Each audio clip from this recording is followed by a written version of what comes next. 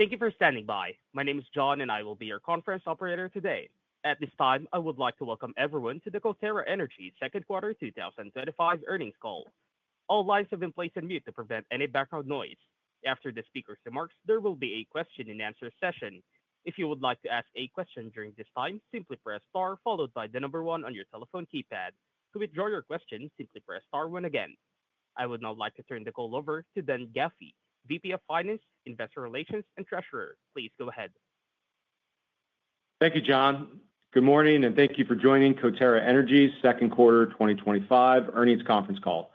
Today's prepared remarks will include an overview from Tom Jorden, Chairman, CEO, and President, Shane Young, Executive Vice President and CFO, Blake Sirgo, Executive Vice President of Operations. Michael DeShazer, Executive Vice President of Business Units, is also in the room to answer questions. Following our prepared remarks, we will take your questions during our Q&A session. As a reminder, on today's call, we will make forward-looking statements based on our current expectations. Additionally, some of our comments will reference non-GAAP financial measures. Forward-looking statements and other disclaimers, as well as reconciliations to the most directly comparable GAAP financial measures, were provided in our earnings release and updated investor presentation, both of which can be found on our website. With that, I'll turn the call over to Tom. Thank you, Dan, and thank you, all of you, for joining us on the call this morning. I will provide an overview before handing it over to Shane for financial results and an operational update from Blake. Coterra had an excellent second quarter. We exceeded the high end of our guidance range for natural gas and total barrel of oil equivalent production and came in well above our midpoint on oil volumes. Our revenues for the quarter were nicely balanced between oil and natural gas, inclusive of natural gas liquids. We generated outstanding returns on capital and are on track to finish the year investing approximately 50% of our cash flow.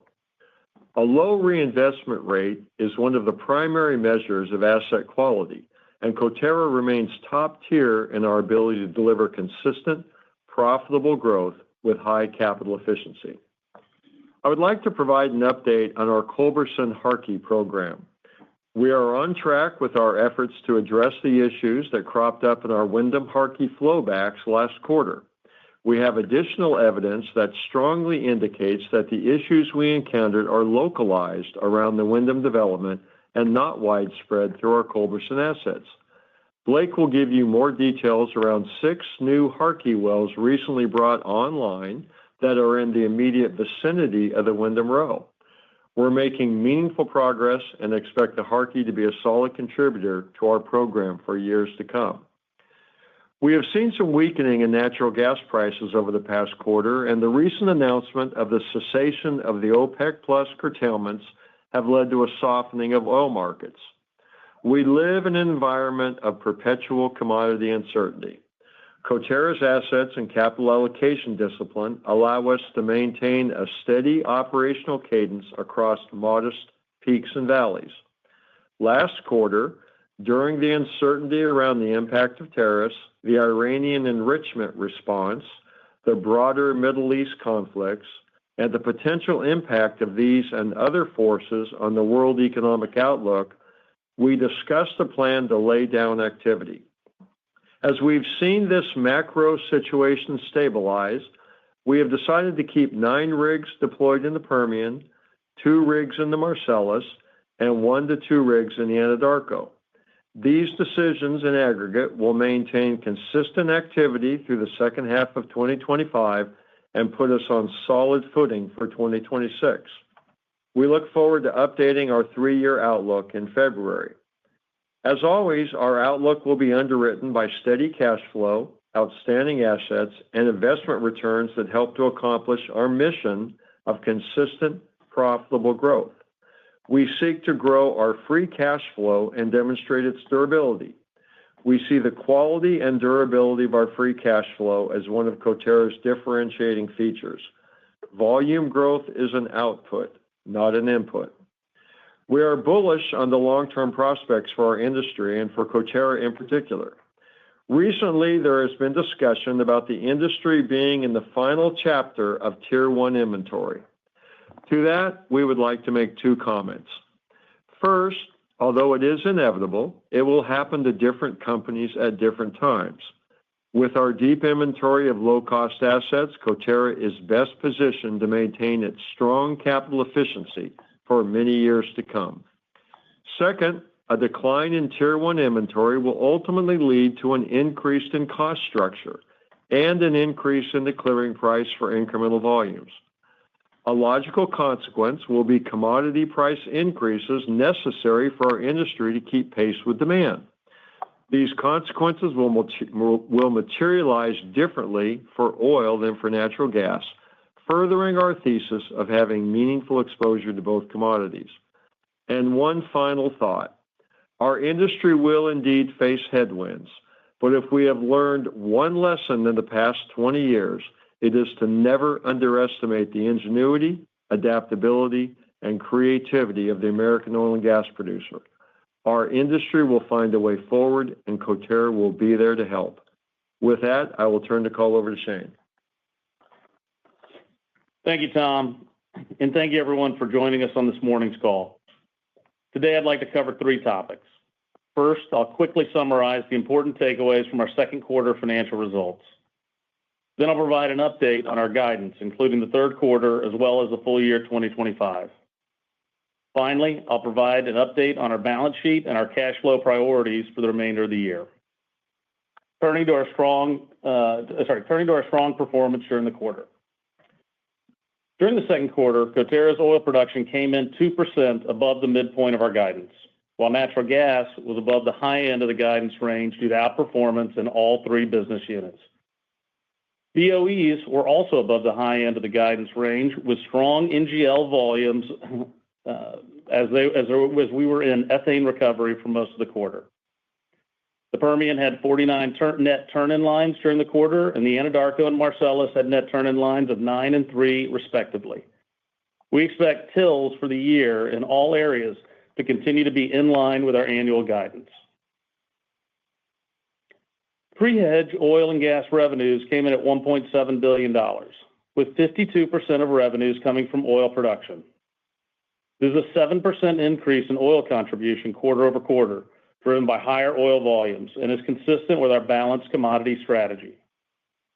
Cash operating costs totaled $9.34 per BOE, down 6% quarter over quarter on higher volumes and in line with our annual guidance midpoint. We reported net income of $511 million, or 67 cents per share, and adjusted net income of $367 million, or 48 cents per share for the quarter. Capital expenditures in the second quarter were $44 million less, or 7% below the midpoint, and slightly below the low end of our guidance range. This was driven primarily by timing and, to a lesser extent, additional cost savings relative to expectations. Discretionary cash flow for the quarter was $949 million, and free cash flow was $329 million after cash capital expenditures. Looking ahead to the third quarter and full year 2025.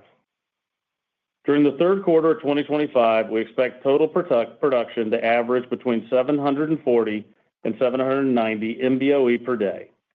Oil is expected to be between 158 and 168 MBO per day, and natural gas is expected to be between 2.75 and 2.9 BCF per day.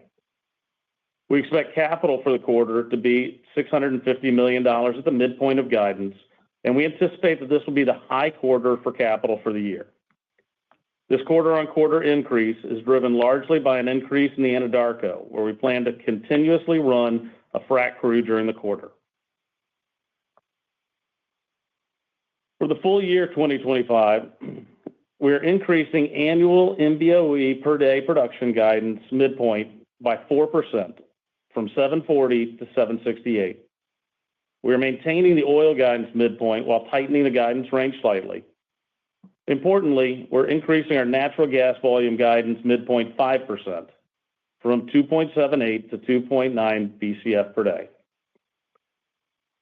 As previously indicated, we expect full year capital to be about $2.3 billion, or a reinvestment rate of around 50% of 2025 cash flow.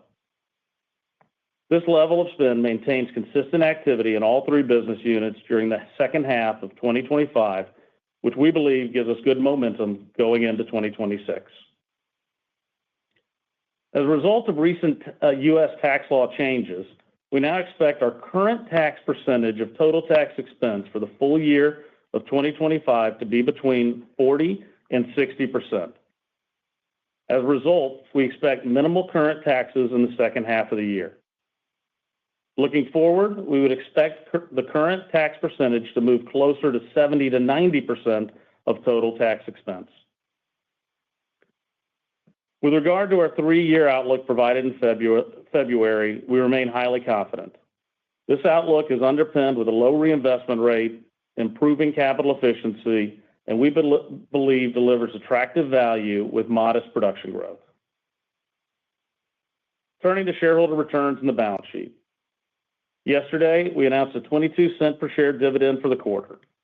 This is one of the highest yielding base dividends in the industry at over 3.5%, and we remain committed to reviewing increases to the base dividend on an annual basis. During the second quarter, we repaid an additional $100 million of our outstanding term loans that were used as part of the financing of our acquisitions earlier this year. This brings our total term loan paydown to $350 million in the first half of 2025. In addition, we returned $191 million directly to shareholders through our base dividend and share repurchases, or 58% of our free cash flow. We ended the quarter with an undrawn $2 billion credit facility and total liquidity, including cash, of $2.2 billion. We expect to continue prioritizing deleveraging, and in the current environment, we expect to fully repay the remaining $650 million of term loans during 2025. We are quickly executing on getting our leverage back to home to around 0.5 times net debt to EBITDA. At the same time, as previously indicated, we expect our share repurchase activity to be weighted towards the back half of the year, particularly in light of current share price. Coterra is committed to maintaining a fortress balance sheet that is strong in all phases of the commodity cycle, enabling us to take advantage of market opportunities and protecting our shareholder return goals. In summary, Coterra's team delivered another quarter of high-quality results, both operationally and financially, across all three business units. For 2025, we continue to expect consistent oil production growth throughout the year, substantial free cash flow generation at over $2 billion, and rapid deleveraging. With that, I'll hand the call over to Blake to provide additional color and detail on our operations. Blake? Thanks, Shane. On the activity front, we are focused on consistency, which in turn helps optimize our dollar per foot costs and project economics. We expect to maintain 9 rigs in the Permian in the second half of the year, which is 1 rig less than we originally guided to in February. Our current plan allows us to consistently run 3 frac crews in the Permian, including our Culberson simul-frac fleet, for the remainder of 2025 and into 2026. In the Marcellus, we have elected to take our second on-ramp and keep 2 rigs running throughout the year. This activity pushes Marcellus capital up $100 million from our original guidance. In aggregate, we expect full-year capital to be approximately $2.3 billion. Our consistent activity in the second half of 2025 positions Coterra for a highly capital-efficient 2026. With the first half of 2025 behind us, we are realizing some wins in the field that are beginning to impact our costs. In the Permian, we are currently projecting an all-in cost of $940 per foot, which is down 2% from the first of the year and down 12% year over year. These cost reductions are driven by a continued focus on drilling and completion efficiencies, as well as some reductions in our market rates for the second half of the year. We are seeing an increase in rig and frac availability, which is leading to competitive pricing in our bids. Our 2025 program is delivering the strong capital efficiency that we have come to expect from our Permian assets. Integration of the Franklin and Avant assets is complete, and results continue to beat expectations as we continue to lower our cost structure and delineate new landing zones across the northern Delaware. We remain on track to hit our annual oil guide. Turning to Culberson County, the Wolfcamp wells at Windham Row continue to exceed expectations, with a projected PVI-10 north of 2.3 at strip pricing and an all-in cost of $894 per foot, an exceptional outcome across the row. Remediation efforts on the Wyndham Harkey wells are almost complete. We're seeing improved pressure drawdown, declining water cuts, and a modest oil response. However, in aggregate, the remediated wells are not yet contributing material incremental oil volumes. As such, we do not expect Wyndham Harkey to impact our current full-year 2025 oil guidance. The water introduced from the shallow disposal zone will take time to recover, and although we expect to see gradual oil recovery over time, we may not fully achieve our original pre-drill volumes. Importantly, during the quarter, we brought 6 new Harkey wells online in Culberson County that were immediately adjacent to Wyndham Row. These wells were in flight while we were bringing on Wyndham Row Harkey wells, and we were able to adjust the wellbore designs to ensure mechanical isolation. These wells have come on strong and are meeting or exceeding expectations. This gives us confidence that the mechanical issues we encountered on Wyndham Row were localized and have been addressed. Across the basin, our broader Harkey program continues to perform well. The success of the 6 new wells in Culberson County reinforces our confidence in the long-term potential of the Harkey interval across the asset. Outside Culberson, we drilled 21 gross Harkey wells in 2024 and plan to drill 10 to 20 gross wells annually from 2025 to 2027, driven by consistently strong returns. We continue to view Harkey as a valuable target across the basin for Coterra and other Delaware Basin operators. Results in the Marcellus continue to be strong. As Shane noted, we significantly beat our natural gas forecast during the quarter. A large component of this beat was the outperformance in our Marcellus production, with significant contribution from the box wells that came on last winter. The 11 wells we turned online in the box in December 2024 have been the most productive wells in our Marcellus history, with a peak 30-day rate of 450 million cubic feet per day across the 11 wells. Coterra is back to consistent work in the Marcellus, with 2 rigs drilling and 1 frac crew. We plan to bring on 7 to 12 more tills between now and the end of the year, with more completions in early 2026, giving us a nice ramp throughout winter. Our focus in the Marcellus continues to be improving capital efficiency through cost reductions and extended laterals.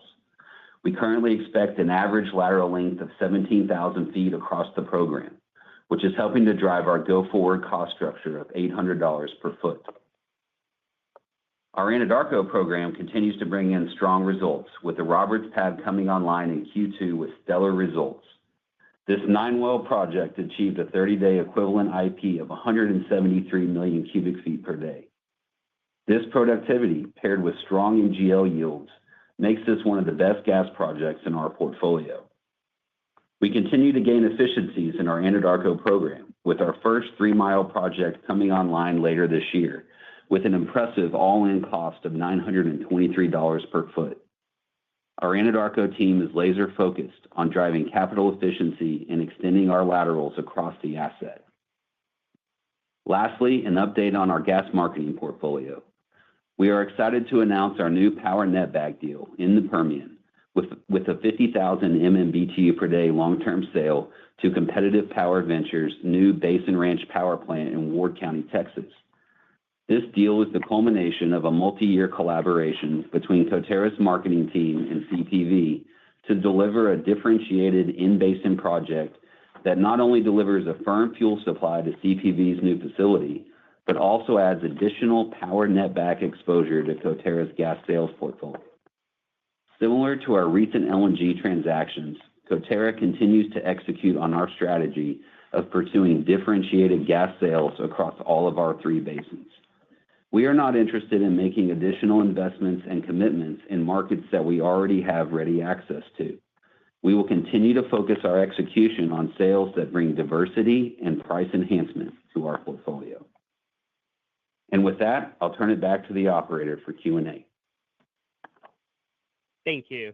Ladies and gentlemen, we will now begin the question and answer session. As a reminder, if you have dialed in and would like to ask a question, please press star followed by the number 1 on your telephone keypad. And if you would like to withdraw your question, simply press star one again.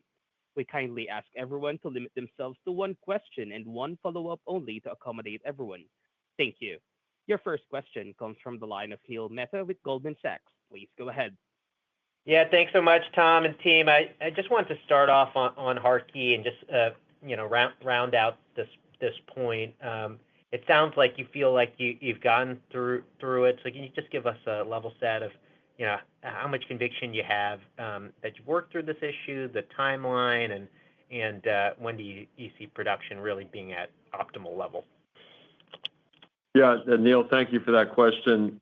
As Blake said, our remediation efforts look like they're highly successful, both shutting off water flow on existing wells, but also, we did change our wellbore design, and I think that's really the key point here.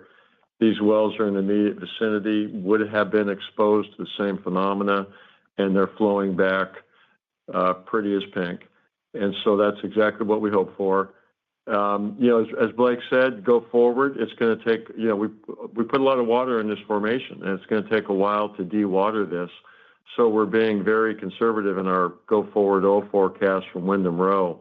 But we are full steam ahead on Harkey and really do look forward to getting this problem behind us.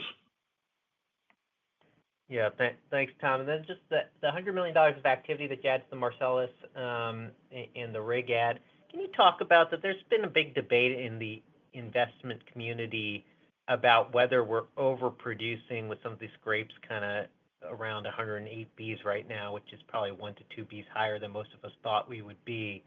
Does this feel like the optimal time to be leaning into the gas program? And how do you think about the risk of if the leaders are adding supply before the demand and inventory signals are there? Well, we do see growing demand with LNG exports. Of course, this whole power story is going to be ramping up. If we could pick optimum timing, we'd stand alone in our industry if we could do that. I can tell you that when we look at our forecast of current pricing, our Marcellus program is our best returns right now. And that's because of the quality of these wells and the costs that we're bringing this supply on. Blake, you want to comment on that? Yeah, I'll just say picking the market is a very difficult thing to do with a giant DNC machine. And so we're pretty focused on consistent activity. We've really lowered our cost structure in the Marcellus, which has lowered our break-evens.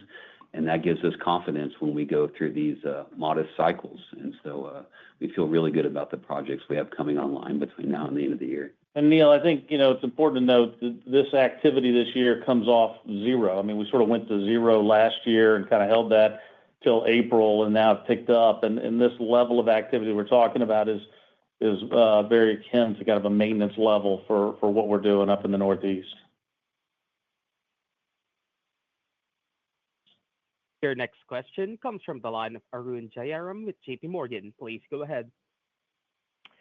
Yeah, good morning.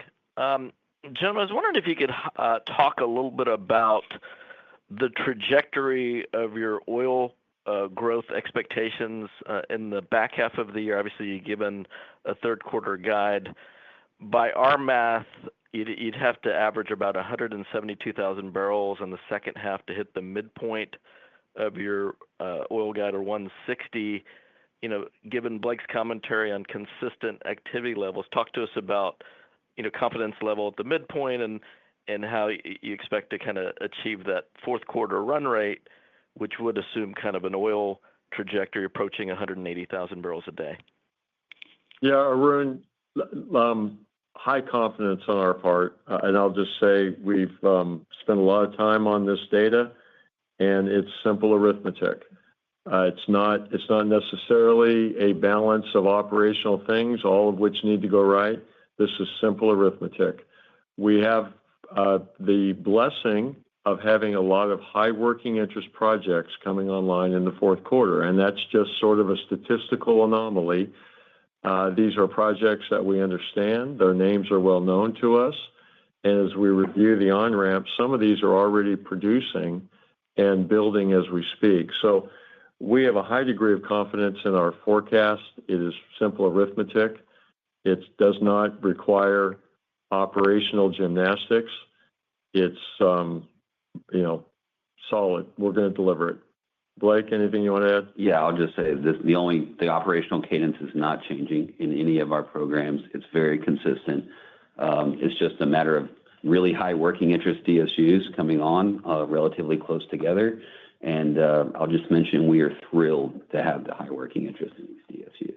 Yeah, and I think since we started guiding for the year, we've really tried to point the market towards a bit of a stair step over the course of the year and the trajectory being consistent, not necessarily a flat production over the course of that period. Fair enough. And my follow-up question is, Tom, thoughts on, you announced that you believe that you have a new wellbore design, which has fixed maybe some of the issues experienced in the Harkey in the 1Q conference call. But do you have enough confidence now to co-develop the zones, in Culberson County? Yeah, well, yes. As we said in our last call, we don't think this is a co-development issue. So my answer to that's yes. Your next question comes from the line of Doug Legato with Wolfe Research. Please go ahead. Well, good morning. I almost didn't recognize your name there. Good morning, Tom. How are you doing? Very well. Tom, I wonder if I could ask a kind of a high-level question. Forgive me for this, but you're a leader in the industry, and I think your perspective on this can be worth everybody listening to. And it's really that the industry, often justifies at the individual company level drilling wells on the basis of wellhead returns because it's the right thing for the company, but collectively, the industry ends up destroying price. So it's another way of asking why. You have the option to not spend that $100 million in Marcellus. Is this a desire to maintain production? Because the risk, obviously, to the commodity, as it was Neil pointed out, production's been surprisingly upside, and the biggest part of that has been the Marcellus. So I guess I'm asking if you might be part of the problem on the commodity. Well, Doug, the problem with our business is we don't manage it with a spreadsheet. And so we make decisions sometimes, depending on the project, it can be 12 or 18 months in advance. And, if we had this conversation 6 months ago, I think our conversation would have been very different on gas prices. So I'll just tell you that at Coterra, one of the things that keeps us whole through this challenge, as you lay out, is having a very low cost of supply. And we run our CapEx down to very draconian pricings. I mean, in the case of oil, we'll run it sub $50 oil as if that's the only price that well will ever see through its life. In the case of natural gas, we'll even go sub $2. And these investments we're making are really, really profitable even at that. Our long-term goal, as I said, isn't production. It's generating free cash flow and demonstrating to the market that we have durability there. And so one of the things that our asset complexion and our mixture gives us the luxury of is having stable cash flow and the ability to ride through the cycles. And I'm going to make one final point, Doug. We recently did some analysis. We've talked a lot about our look back on our own program. And we go back 20 years and look at every investment we've ever made, and we tear it apart. And that analysis, we looked at our behavior in the troughs. And because of that lag time, our conclusion is that not only were the investments we made in the troughs some of our most profitable in our history, but it really told us that a steady cadence of activity is the best way to manage a cyclic commodity business. So I take your question. I'll let others describe if we're part of the problem, but we think our behavior is a representative of the strength of Coterra.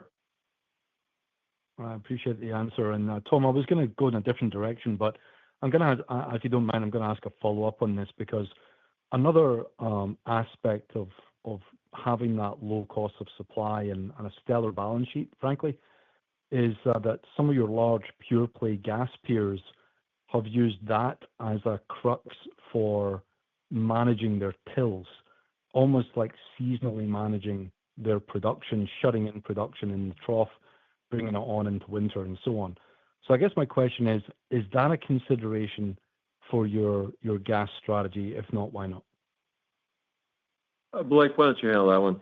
Yeah, Doug, I'd say that's absolutely in our toolkit. We have used that before.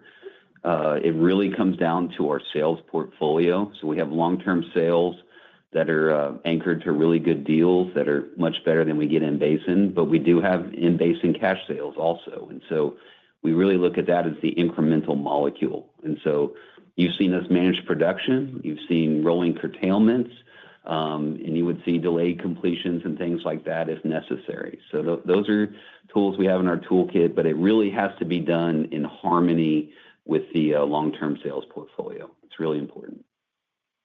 Yeah, Doug, based on our behavior over the last year, I think anybody looking at us would know that we have the wherewithal to shut production in if pricing gets too hostile.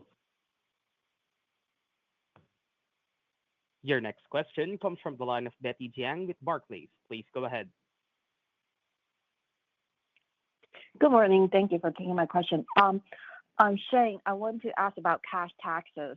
Thank you for the color you provided earlier. Could you just give us a bit more detail around why the 2025 cash taxes is going down more? And then moving forward, you gave the range of 70 to 90%. How should we be thinking about that range over time? Thanks. Yeah, Betty, thank you for the question. So, look, we are benefiting from two primary things. There's a lot in the bill, but the two primary things are, one, a return to 100% bonus depreciation, where we can expense things in the year incurred, and two, the return of some of the R&D expenses that we're able to do. And really, by nature, those are more timing elements. And so, in other words, we'll get them this year, but over time, those will sort of normalize. And so as we get out over the next 2, 3, 4 years, we will get back to where we are. The other thing I would point out on tax, and a little bit of this, particularly when you combine it with the bonus depreciation comment I made earlier, is the deals that we did earlier this year all got step-ups and bases. So it really sort of changed the profile and complexion and sort of our ability to offset some taxable income. But when you combine that with the bonus depreciation element on some of the fixed facilities and assets that we have, it really gives us an advantage in 2025. So again, I would say it's early days as we sort of get through. We'll refine our guidance a little bit more, but we knew that would be an important question for this call, so we wanted to be really, really dialed in on 25 and have a very, a range, but a very educated range on a go-forward basis. So this 80%, can we use that for the next, going forward, like 3-5 years? I think over the next several years, that's a good place to be. Over time, again, most of this is a question of timing, whether it's the R&D expenses or whether it's bonus depreciation, and things will level out again when you get out past 3-4 years. The follow-up is on the buyback. With the incremental free cash flow now the business is generating, should we expect once the term loan is paid off, you will start accelerating on the buyback again? And could we see it going back to that 100% cash return level towards later this year and then into next year? Yeah, that's a really, really fair question. I mean, in 2024, we were about 90% of free cash flow in payout. In 2023, we were probably closer to 76%. So we've been at some really elevated levels when we weren't in debt reduction mode. As we look at the back half of the year, and this is all dependent on sort of the actual conditions, but based on sort of what we see today, we envision being able to pay off the last 650 of the term loans and at the same time being able to balance that with some buybacks over the course. Now, when we get paid off, so let's say we look into 2026, I think you're spot on that the focus can move back towards buybacks and direct shareholder returns. That being said, towards the end of 26, we do have a $250 million maturity, so we'll have to figure out sort of how that fits into our free cash flow profile in that year. Nothing's been decided yet, but yes, absolutely. I think if you look at the behavior over the last few years in sort of that 75 to 100% range that we've been at, I think when we're out of that debt pay down mode, that's a place that all other things being equal, you should expect to see more buybacks. Great. Sounds great. Thank you. Your next question comes from the line of Nitin Kumar with Mizuho. Please go ahead. Hey, good morning, guys. Thanks for taking my questions. Tom, I want to maybe follow up to Arun's question. You have a pretty strong ramp up in activity in oil volumes for the rest of this year. Historically, just given your focus on bigger projects, a big ramp up has been followed by maybe a little bit weaker or decline, but you're also adding activity or at least retaining activity this year without increasing your guidance. So I'm not asking for guidance for 2026, but how do you see the trajectory sort of beyond fourth quarter? Do you expect a bit more ratable oil volumes in 2026? Yeah, and then thank you for that. Look, fourth quarter is going to be a bit of a flush. We don't anticipate first quarter being up from fourth quarter. But, I'm going to sound like a broken record here. We really don't worry about quarter to quarter as much as we do just the trend upward to the right on an annual basis. So we're going to have quarter to quarter fluctuations because of a lot of things. And, we mentioned working interest.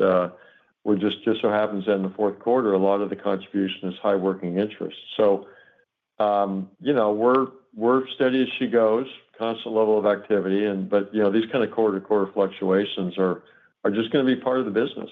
But, we want to consistently generate growing free cash flow over the duration. Great. Thanks for the call there, Tom. My follow-up is on the gas marketing side, and maybe Blake, looking at slide 18, I think 31% or so of your current gas volumes are sold in basin across the three operating areas. You mentioned the LNG contracts, and you mentioned you announced this power deal. So on our math, it's roughly 8 or 9% of your total corporate gas volumes. Should we expect that these new volumes will be really met by sort of a reallocation of in-basin? And a part B is, as you think about the longer-term mix for your gas marketing portfolio, is there an advantage of keeping some molecules priced in-basin as well? Oh, that's a good question, and I'll answer the first part. Yes, I think of these as reallocation of existing sales. We've been on a mission for a while now to diversify away from Waha, and that's why we love this power deal so much. It's real in-basin demand, but it's not indexed to the local gas price. We actually get access now to the power strip, and that's something we really value in our portfolio. So we like those deals. We're looking at more of those deals all the time, but it has to truly either give us diversity in pricing, and then it has to give us some sort of enhancement to value over the long run. So that's really how we look at it. Your next question comes from the line of Scott Gruber with Citigroup. Please go ahead. Yeah, good morning. A lot of discussion on the gas strategy. Wanted to come back to the oil strategy. There's been some comments around, preference for operational consistency. If we do see the macro shift again and oil dips, back to the high 50s, would the preference be to maintain those 9 rigs in the Permian, for that operational consistency? And I assume there's, been some good benefit from lower service costs, or would you look to pivot back, to a lower rig count? Yeah, I mean, this goes back to what Tom was discussing earlier. This is the reason we stress test our projects to very low crude prices, and they're very resilient in the face of that. And our operational cadence is important to us. As you mentioned, when those things happen, we tend to get lower service cost. And so, assuming we're in a $50 world and not a COVID world, then yeah, I would expect some consistent activity. Yeah, Scott, let me just add to that. Our business has changed. We still talk about rig numbers, and that's really not the way we think about it. It's how many completion crews can we keep running consistently. That completion now is the majority of our capital expenditure, and the biggest disruption we can have is if we have to, release completion crews and then bring them back in. So we really think about this in terms of completion crews. We may talk about rigs, but that's the driver of completion crews. I think also reinvestment rates is an advantage part of our story and our strategy. And I think, right now we're hovering around 50%, and we've got some headroom as prices move down to absorb a little bit more reinvestment rate without having to cut capital. Mm-hmm. I appreciate that.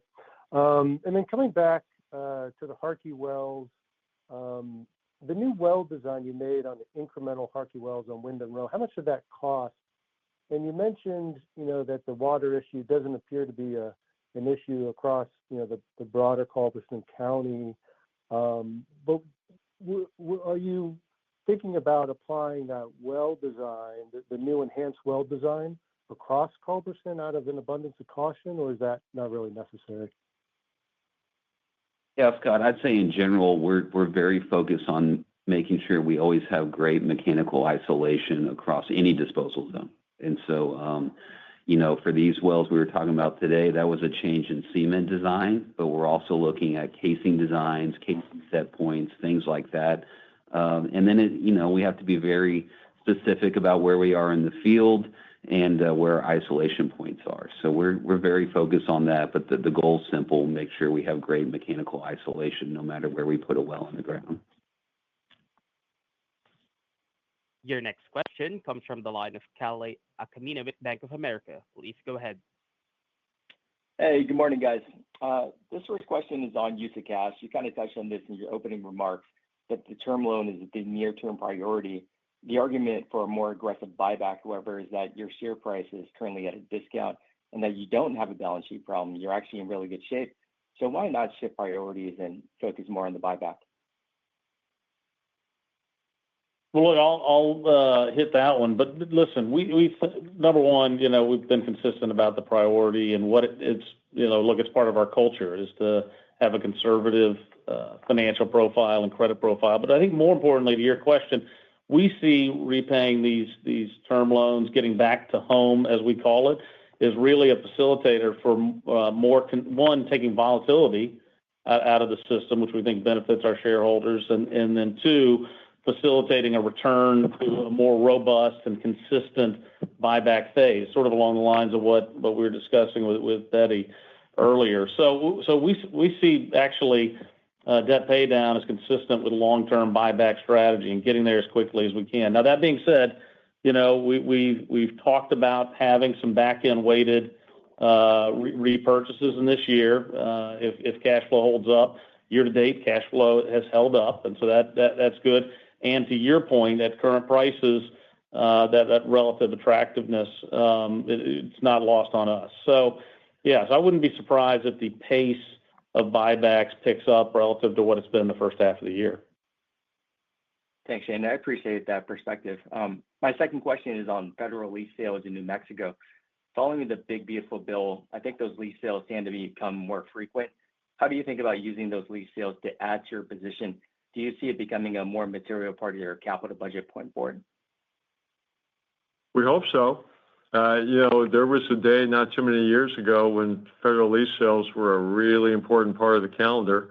And over the last few years, there's been a complete absence of them or near complete absence of them. They're going to be competitive. You're going to see some headline prices for acreage. Federal leases are highly desirable leases, but we're going to be in that game and we're going to be competitive.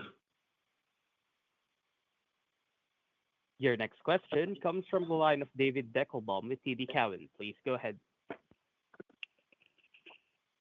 Thanks for taking my questions, guys. Just was curious on just how you're thinking about the Mid-Con in terms of demand and capital over the next couple of years, particularly just given the move into more 3-milers this year. How quickly can like a 3-miler program become part of the Mid-Con go forward? I'm going to throw that one to Michael DeShazer, who's over our business units. Thank you, David. Yes, the 3-mile projects are unique in that a lot of the development's already in place in Cana Field, where we operate, our 3 different areas of Lone Rock, up dip, and down dip. So we are going through all of our inventory right now and understanding where can we extend 3-mile laterals because we've seen the profitability increase of those in all of our basins. The project that's scheduled to come on in Q4 was an opportunity where we could easily add on that 3rd-mile lateral, and we were excited to do that. But I think it will be a longer-term transition, and we will have, because of the way the units have been set up as 2 miles in the past, we won't be able to move all of that program to 3 miles over time. Appreciate the color there, Michael, and maybe just Blake on the remaining Harkey wells or the 22 that are dewatering. Do you guys have an anticipated timeline on how long these wells would take to dewater before looking to go back and remediate and return the sales? No, I mean, that's why we really, we covered in the remarks, we mentioned the gradual build over time, and that's really what we're expecting. And that's also why we're not using it to add to our oil guide this year. We do think it's just going to be a slow, gradual build over time. And so we've de-risked those volumes this year, and we'll see how they clean up through time. Your next question comes from the line of Derrick Whitfield with Texas Capital. Please go ahead. Thanks. Good morning, all. Congrats on your update. With my first question, I wanted to lean in on the power gen opportunity for Coterra and the success you've experienced in achieving power sales agreements. As this has been an elusive feat for many of your Permian peers, how would you characterize what's leading to your success and how you're positioning Coterra as a partner? Yeah, thanks, Derek. A lot of really hard work is really the only answer to that question. Our marketing team has talks to lots of folks. We talk to folks all over the country, but this opportunity is years in the making. We had to find a wonderful partner in CPV who, frankly, just really understood the market for what it was. The Permian has a disadvantaged gas price and a strong power demand. It's a great place to build power plants. But for us, we have to have something differentiated also. We can't just sell gas at Waha. We already have that opportunity every day. And so those two things came together over lots and lots of negotiations, and we were able to find a deal that worked great for both parties. And so those tend to be more the exception than the rule, or we would be announcing a lot more of them. But our team knows exactly what we're looking for, and we're very diligent. We stay at it. Let me add to that. Our experience, whether it's power or dealing with some of our LNG purchasers, if you don't have an investment-grade balance sheet and a good reputation, you don't get past the initial conversation. So that's certainly been an asset for us. And then as far as this power deal, we're really thrilled to have it from a pricing standpoint. But, another element of this that hopefully is not lost is the access to power. In addition to the pricing, we have the ability to purchase additional power, and availability of power is a growing concern in the Permian Basin. So that it really ticks both those boxes. Yeah, I'll just as a reminder, we have 2 great power deals in the Marcellus. So this is now our 3rd power deal. We now have access to PJM power pricing and ERCOT power pricing, which we love having in our portfolio. Great. And then for my follow-up, I wanted to focus on the Anadarko. While capital costs are down 18% per foot year over year, Anadarko DNC is the highest among your 3 assets. If we were to think about a greater capital allocation and/or longer wells in general, how much further could you compress costs if you were to lean into that asset, given the constructive gas backdrop we have? Yeah, thank you for that question, Derek. I think the Anadarko it has some huge advantages. One, it's a pressured basin with really highly productive wells, but that can be a negative on the cost side because they are more expensive to drill, as you've pointed out. The lateral length extensions that you see on our upcoming projects will definitely help drive that cost down, as well as all of our technology that we're deploying from the Permian and the Marcellus in terms of getting our facilities costs and our completion costs down. As we continue to run our frac fleet through this 2 and 3 mile project that we're on right now, we're excited to see where that could go if we had that consistent frac crew. But in the Anadarko, with the scale of where we're at right now, we don't have a consistent crew.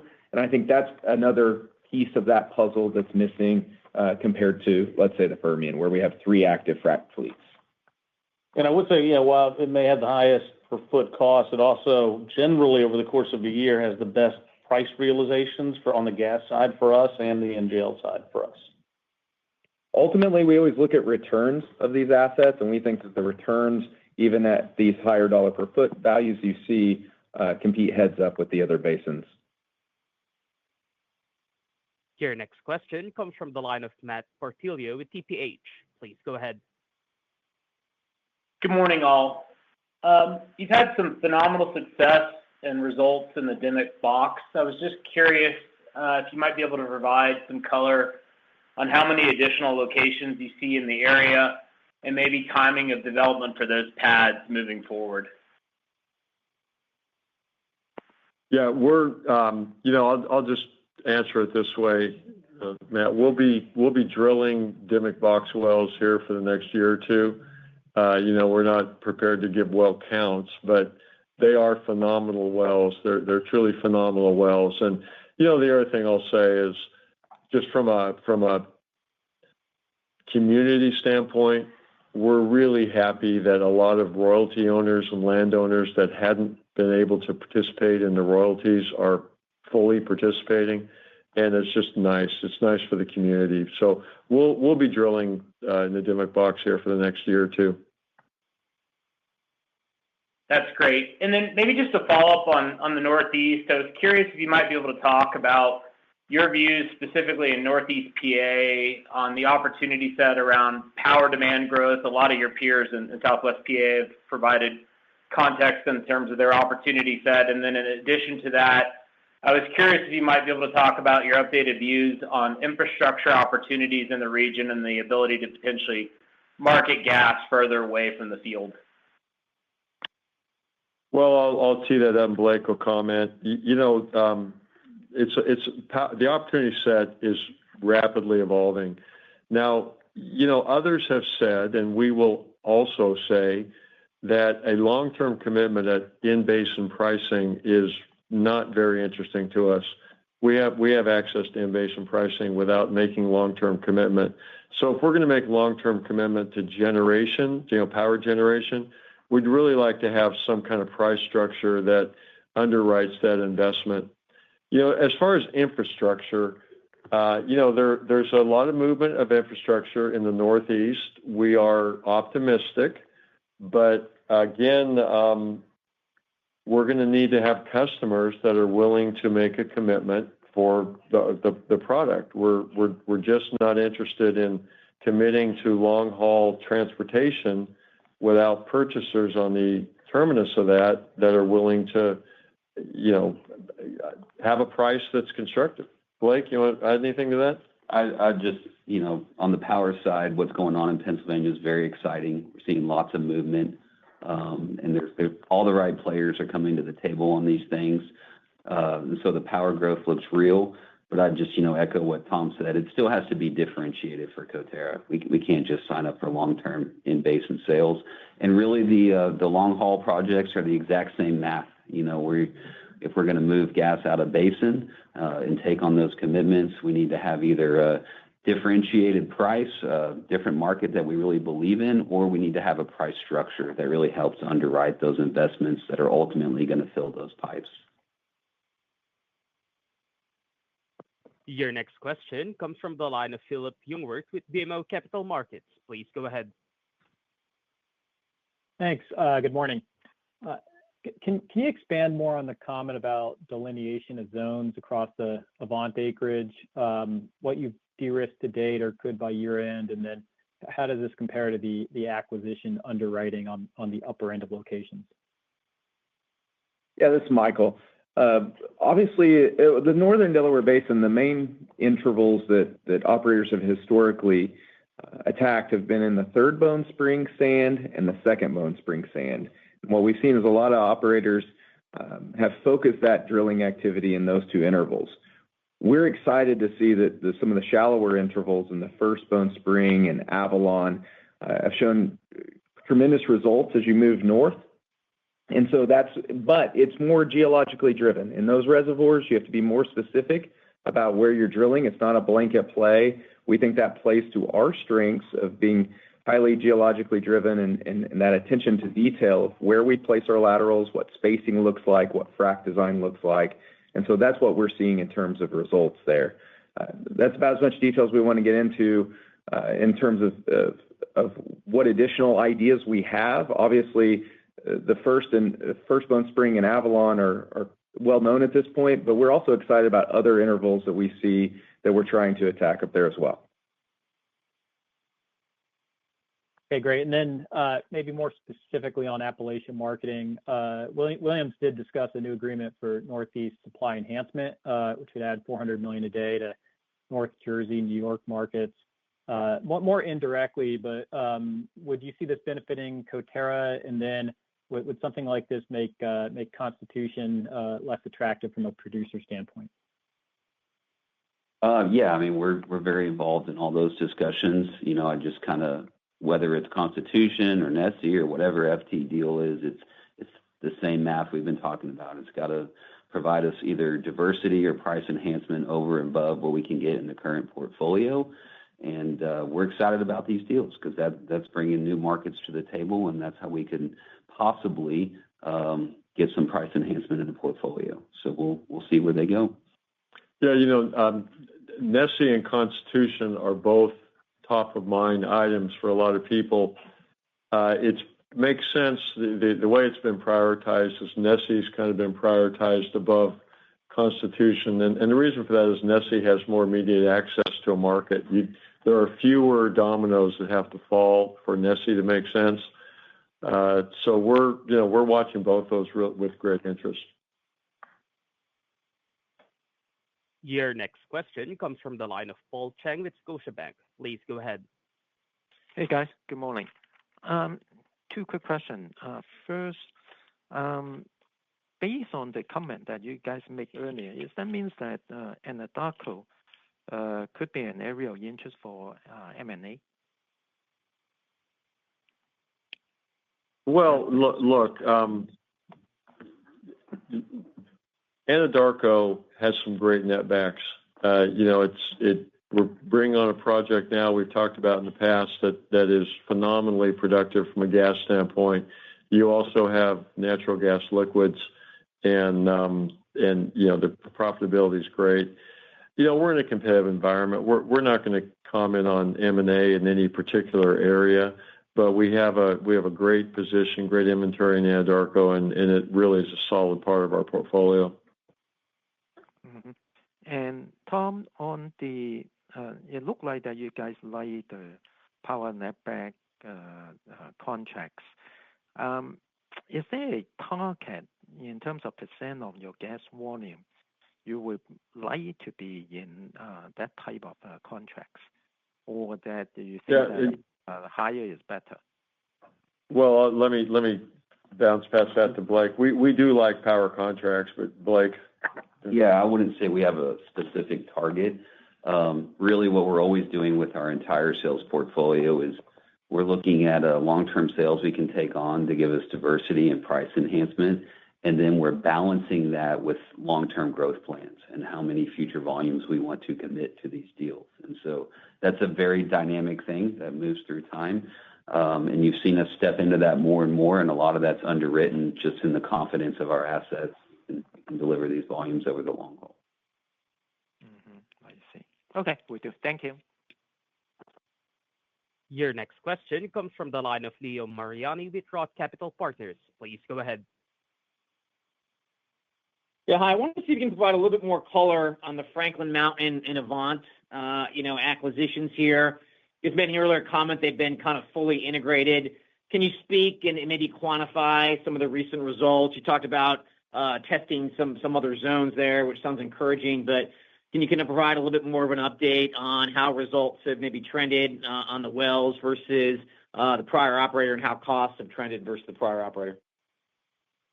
Hey, Neil, thanks for that question. Yeah, when we said that the Franklin Mountain and Avant assets are now integrated, what we were really thinking about there is that our field operations, our safety procedures, our rigs and frac crews, and everyone's on the same team now. And that's really important anytime you acquire assets or a company, is getting that culture all the way through that new acquisition asset. In the case of the individual well results, obviously we had an expectation for all of the wells that were in progress before the acquisition, and all of those wells are meeting those expectations. It's really about right now where Coterra has been able to put their stamp on all of the well results going forward, because we're getting to choose, well spacing and frac design from here on out. And so our message is that the expectations we had entering into the acquisition, all of those wells that were in progress, we're meeting or exceeding those expectations. And from here on out, you should expect Coterra results. Thanks. And that is the end of the question and answer session. I would now like to pass the call over to Tom Jordan for closing remarks. Yeah, I just want to thank everybody for joining us. And in closing, we're on delivering what we promise, as always. And when we say consistent, profitable growth, you've heard us say loud and clear, the growth we're going to deliver is growth in free cash flow. And we want Coterra to be known as free cash flow machine with great durability. With that, thank you very much. This concludes today's conference call. You may now disconnect your lines. Have a pleasant day, everyone.